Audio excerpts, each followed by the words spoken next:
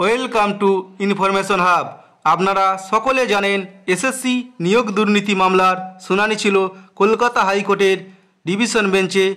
বিচারপতি দেবাংশু বসাক এবং বিচারপতি মোহাম্মদ সব্বর রশিদির বেঞ্চে আজ 19 নম্বর কোর্টে এই শুনানি হওয়ার কথা ছিল। 19 নম্বর কোর্টে আজকে এসএসসির পক্ষ থেকে ডক্টর পাত্রর কিছু বক্তব্য শোনার কথা ছিল। এখন আমরা দেখে নেব আজকে যে কোর্টের অর্ডার প্রকাশ করা হয়েছে সেখানে বিচারপতিদ্বয় কী রায় দিয়েছে। আজকের 6 তারিখে যে রায় প্রকাশ করা হয়েছে সেখানে বলা আছে কি, learned government pleader submit that 1 more days accommodation may be given to him.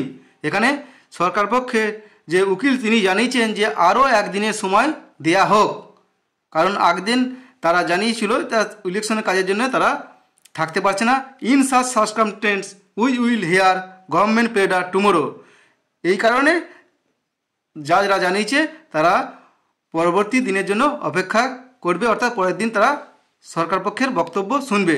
Mister Kalyan Bandyopadhyay, learned senior advocate, comments his submission since learned advocate for the School Service Commission wanted to resume his submission on next date.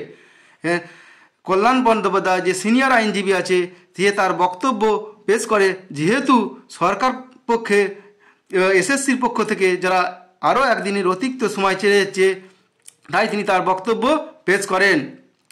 এবার কি বলা হচ্ছে, the list matter on 7ই March 2024। যেহেতু আর একদিনের সময় চাওয়া হয়েছে তাই মিস্টার পাত্রর বক্তব্য আজকেও শোনা হলো না, তাই 7 তারিখে আবার কেসটি উঠবে।